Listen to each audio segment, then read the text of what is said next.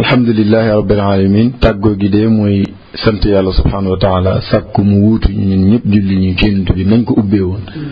dénk sama bopp di dénk mboolem julli ñi ak fu ñu mën di nekk ci gox yi ci àdduna bi ñuy góorgóorlu ci ak mbaax wafaalul xayra laallakum tuflixuun ku bugg a texee da ngay def lu baax te muytu safaanab lu baax Sëriñ Tuubaa radiyallahu anhu firil na ko benn mag ci firin mu gàtt wafaalul xayra laallakum tuflixuun jëf leen lu baax ndax ngeen texe loolu la yàlla wax te li baax yëpp bay di kenn mënu koy jëfandoor wala fi dañuy wax ne lawtali njëriñ yëpp ku leen laa war te des ci te yàlla moom alxayra la wax alxayra nga xam ne mbaax yëpp day dugg nuñ koy déggee sëriñ bi ne dong bi da ngay koy firi par xaraf firi ko par xaraf mooy jëlal wafaalu nga xool li mu xaraf ya mu ne ko juróom-ñaar la mu ne ko juróom-ñaari cëri doomu aadama ngóog ñooy jëf alxayra ñaata xaraf mu ne juróom mu ne ko juróomi ponk lislaam ngóog